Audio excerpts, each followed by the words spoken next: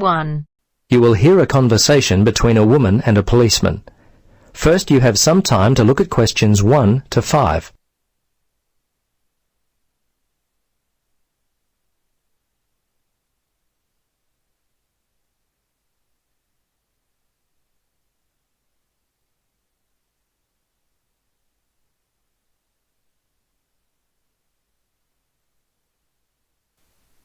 Now, listen carefully and answer questions 1 to 5. Good morning, Bumley Police Station. How can I help you? Yes, I need to report a stolen bag. Just a moment and I'll put you through to Lost and Stolen Property. Hello, Sergeant Rhodes speaking. Can I help you? Yes, hello. I'd like to report a stolen bag. Okay, a stolen bag. We've been getting a lot of these lately. I'll need to get some details. Let's see, when was the last time you had your bag? Well, about 2 hours ago. I just can't believe this has happened. I take it everywhere with me. It was given to me as a graduation present. I'm just so upset. Yes, I know. It's very frustrating. It seems like I put it down for a second, and then it was gone. Yes. Look, the good news is that most of the stolen bags in our area are found, usually without the money. So I'd be surprised if you don't get it back later. Tell me, what does the bag look like? Well, it's dark blue, cylindrical. It has 2 carry handles either side of a zipper on top. The zipper actually runs the length of the bag. It's a Vitoli bag. Okay. Are there any other identifying marks on the bag? Things that would be unique to it. Name tags, scuff marks, that kind of thing. Well, not really. There are a couple of scratches in the top left corner on one side of the bag, near the handle, and I think another one in the opposite corner. Okay. Scratches on opposite corners. Now, where were you when the bag went missing? Well, I remember the time. It was 12:15. Oh, no, actually, it was a bit after that, more like 12:25, because I was supposed to meet one of my friends for lunch at 12:30. Anyway, I was standing outside the supermarket when all of a sudden a group of teenagers came walking past. They must have been heading towards the cinema. They seemed to be in a hurry and probably late for the movie, so I stepped aside to let them by. When they'd passed by, I reached down to pick up my bag, and it was gone. I see. Now, can you remember the contents of the bag? Yes, let's see, my passport and some traveler's checks. Fortunately, I was carrying my camera, and I had my wallet in my pocket. They're the main valuable things. Okay. Anything else at all? Let's see. No, I think that was it. Oh, a few pens, but that's all really. As I say, nothing of real value. Okay. I'm going to have to get your details. Are you here on holiday? Yes, as a matter of fact, I am. I'm visiting from Canada. I've been here for 3 weeks already, but I'll be here for another month. Before you listen to the rest of the conversation, you have some time to look at questions 6 to 10.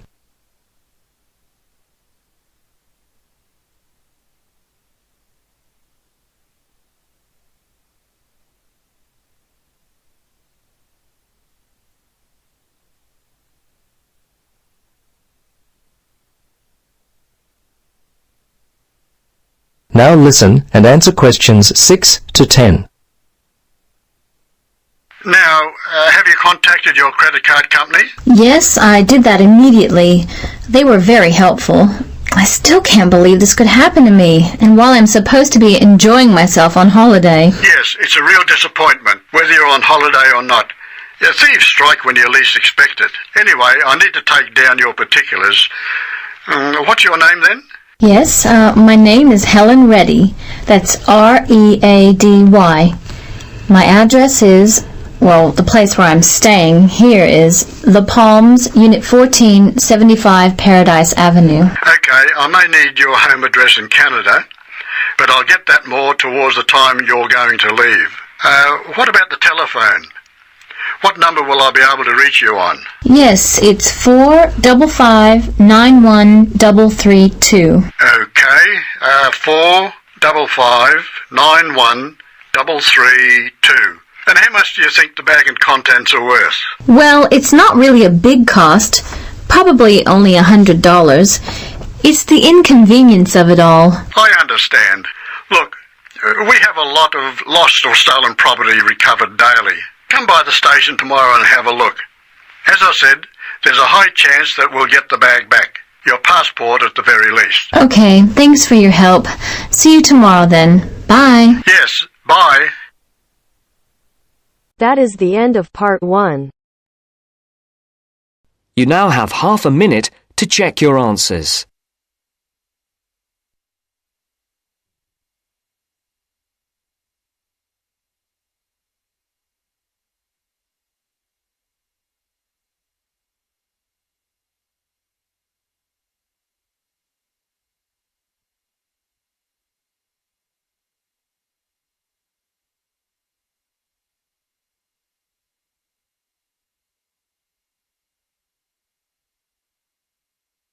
Now turns to part 2. Part 2. First, you have some time to look at questions 11 to 15.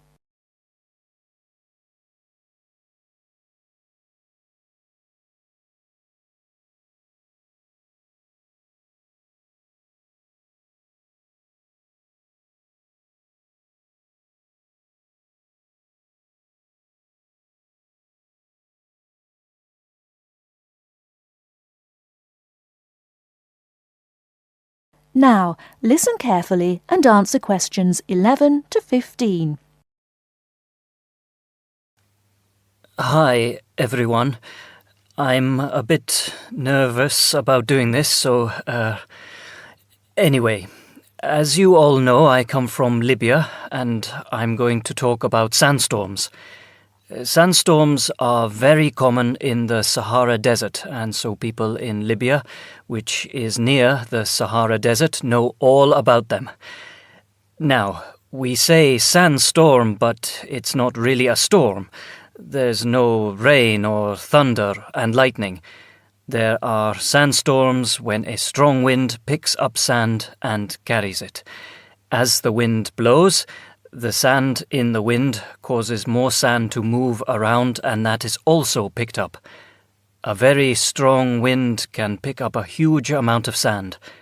Look at my first image on the board here. As you can see, a severe sandstorm looks like a huge wall or wave of sand. Can you imagine that coming towards you? Now, I will tell you what you should do if you know a sandstorm is coming, or even if you get caught in a sandstorm.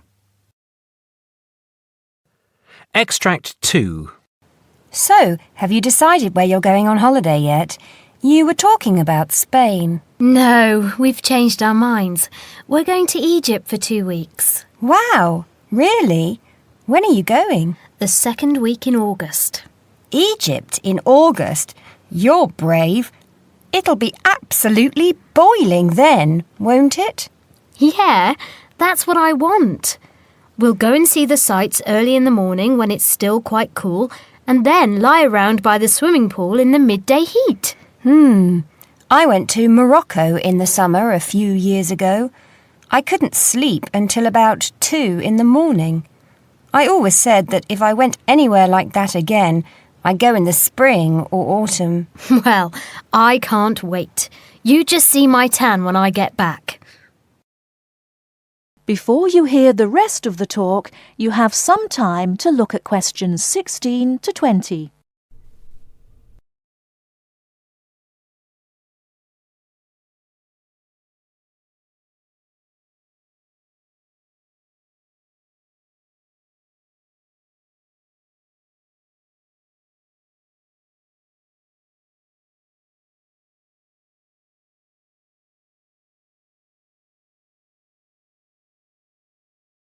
Now listen and answer questions 16 to 20. Good evening, Professor Drake, and welcome to the programme. Good evening.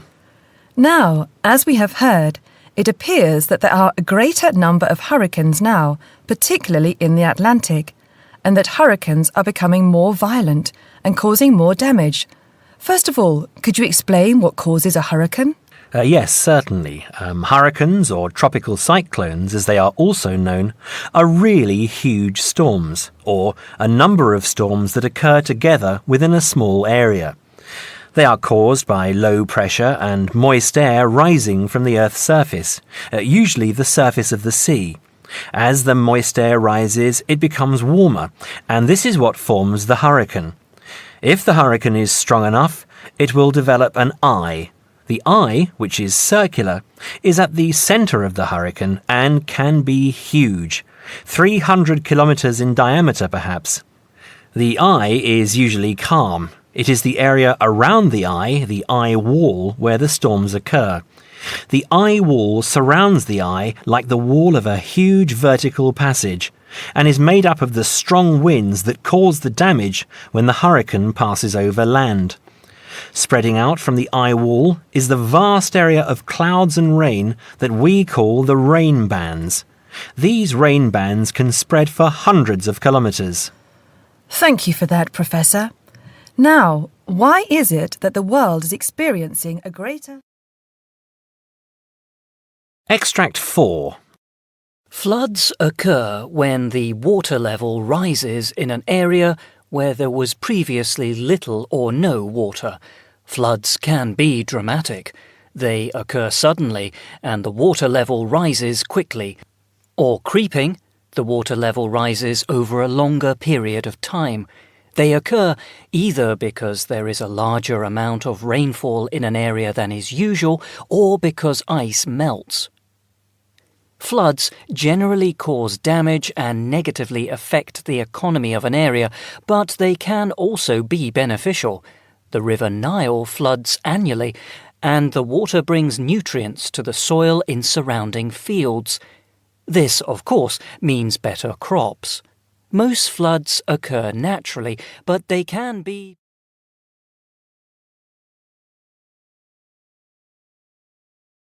That is the end of part 2. You now have half a minute to check your answers.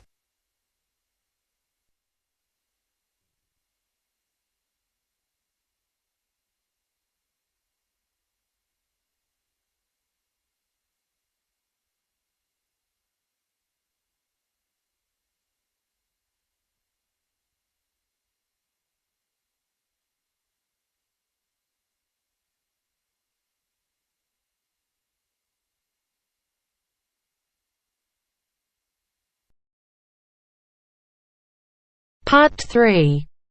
Now turns to part 3. Mr. Bob Ross called while Mr. David Morris was not in the office.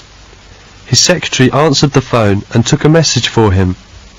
As you listen to the phone call, look at the message form and fill in it with the information you need. First, you will have some time to look at questions 21 to 26.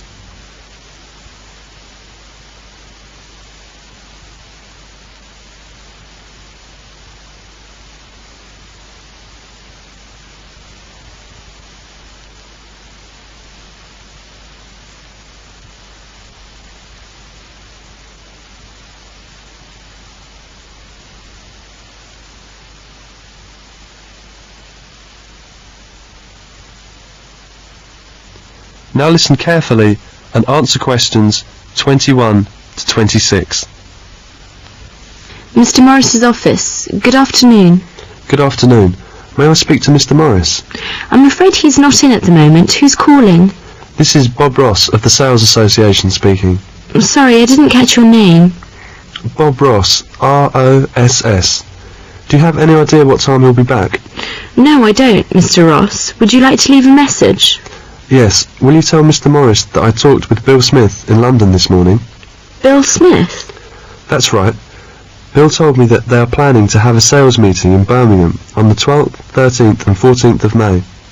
Yes, I have that. Birmingham, May the 12th, 13th and 14th. Right. And tell him that Bill said that they would like to have Mr. Morris speak to the group on the morning of the 12th. They want Mr. Morris to speak to the group. Yes, at 9 o'clock on the morning of the 12th. There will be about 80 people in the group. I see. Mr. Morris will be speaking to a group of about 80 people. Yes, about 80 salesmen from all over the country, and they'd like him to describe the new marketing plans. Where is the meeting to be held? At the Grant Hotel. Anything else? No, that's the message. May I have your phone number, just in case? Yes, that's 805-7492. Thank you very much. You're welcome, Mr. Ross. I'll give Mr. Morris the message as soon as he comes back. 5 minutes later, Mr. Morris comes back. I'm back. Did I have any cause? Yes, Mr. Hill called. He didn't leave a message. He said he'd call back tomorrow morning, and James Turner called twice. He's anxious to talk with you. He'd like you to call him as soon as you can. Did he leave a number? Yes, here it is. And Mr. Ross called just a few minutes ago. Did he want me to call him back? No, he left a message for you. Here it is. Mr. Morris called James Turner as soon as he came back. As you listen, complete the notes by writing no more than 3 words on each line. Now you will have some time to look at questions 27 to 30.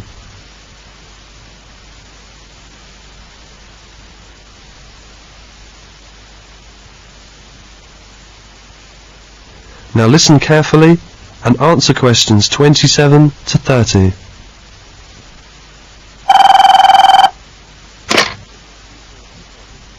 One 1562488. Could I speak to Mr. Turner, please? Speaking.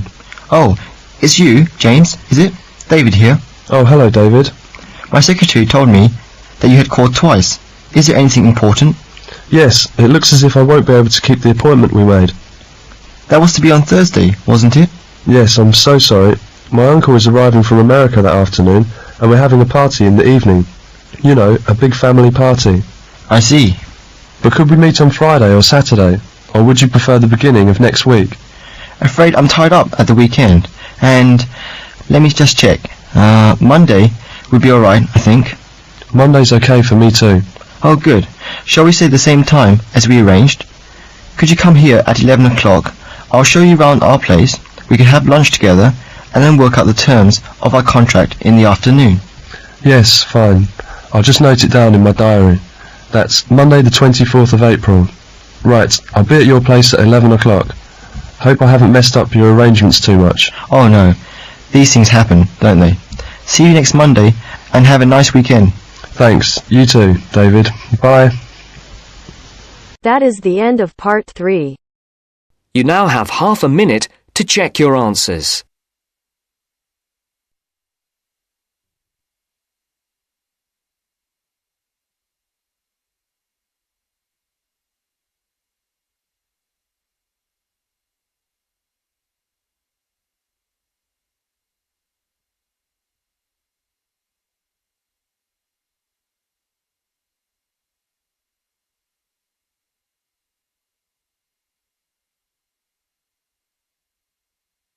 Now turns to part 4. Part 4. You will hear an introductory lecture about vegetarianism being given by a nutritionist. First, look at questions 31 to 40.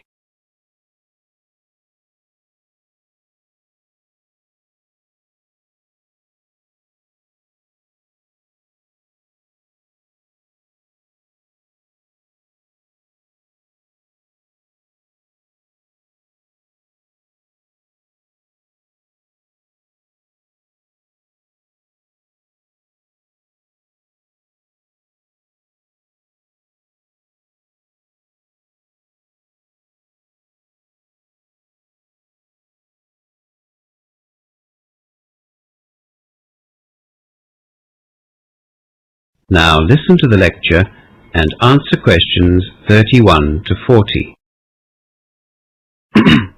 You will all have a vague understanding of what being a vegetarian is all about. Vegetarianism has been practiced for thousands of years. The simplest definition is someone who doesn't eat meat, of course. But does abstaining from eating meat include seafood and chicken?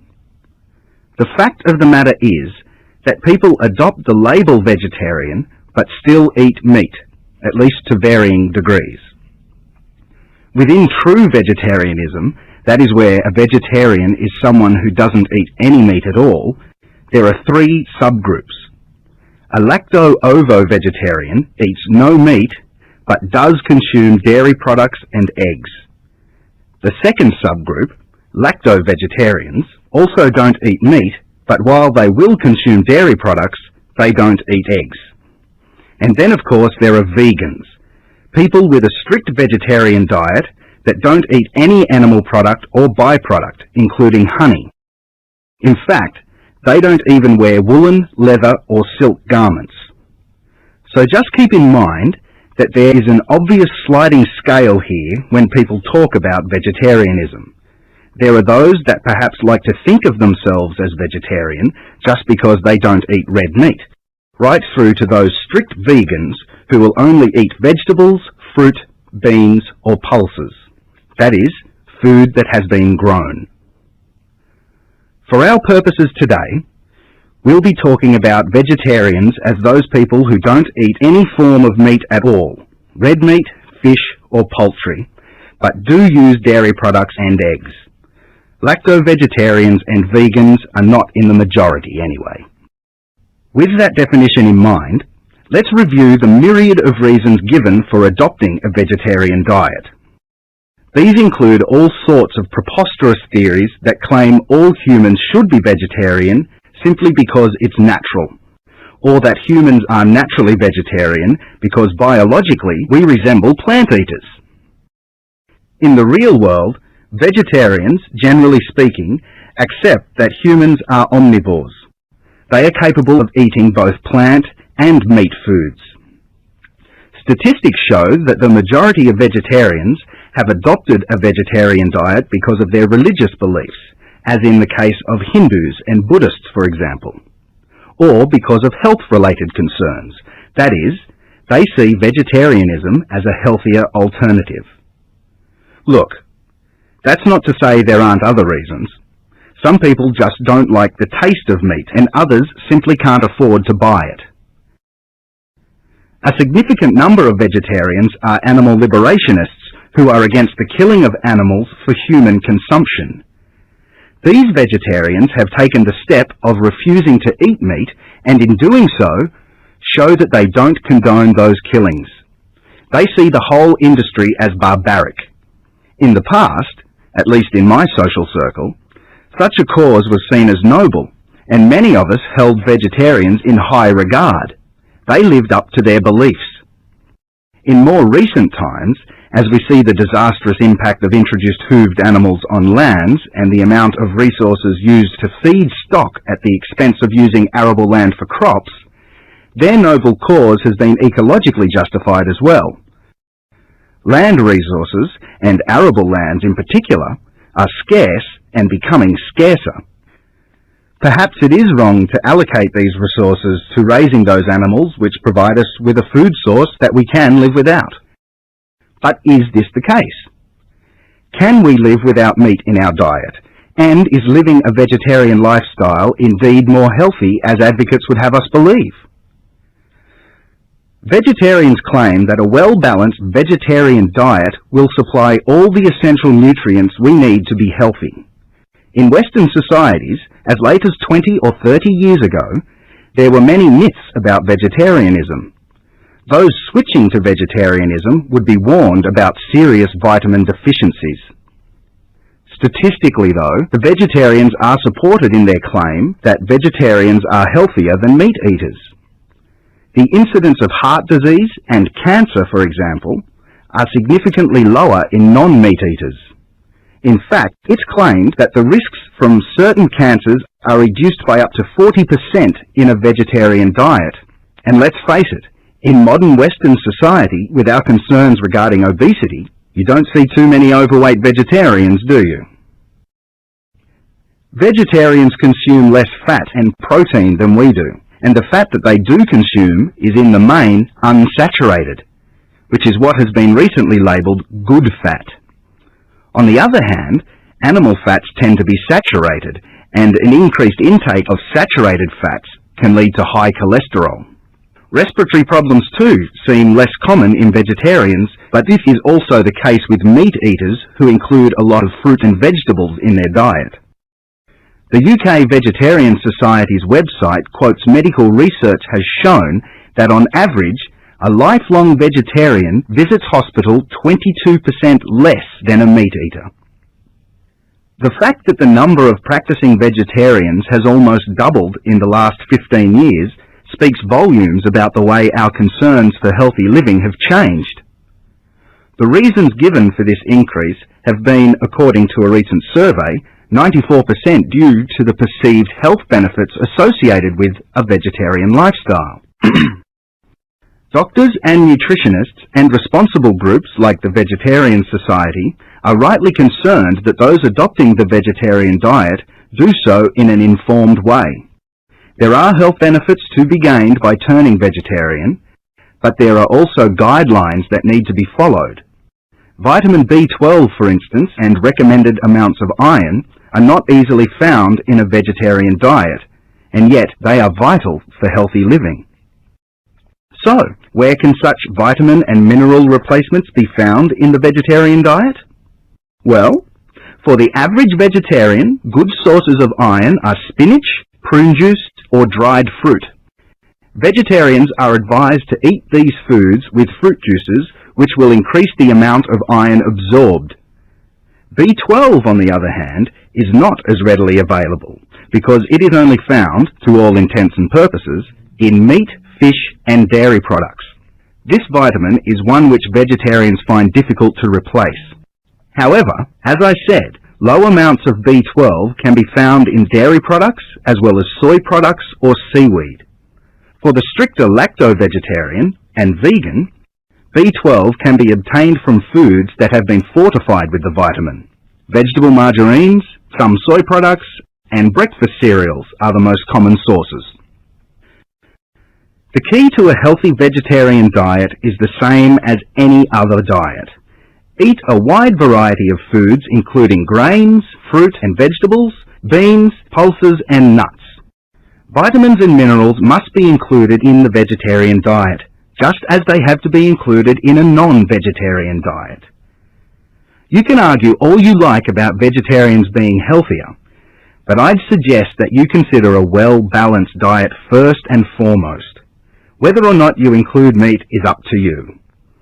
A good vegetarian diet closely matches the dietary recommendations for a healthy meat-eating diet. There's an excellent website which I suggest you look at if you want further information on vegetarianism. It's www.vegsoc.org.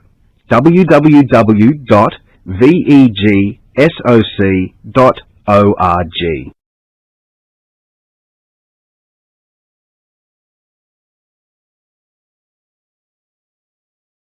You now have half a minute to check your answers. That is the end of part 4. You now have half a minute to check your answers.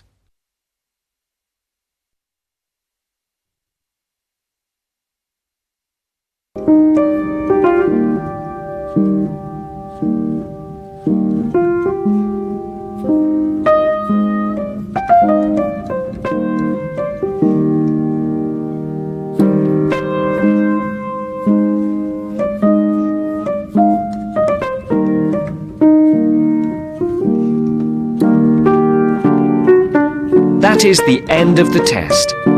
You now have 10 minutes to transfer your answers to your Ielts listening answer sheet.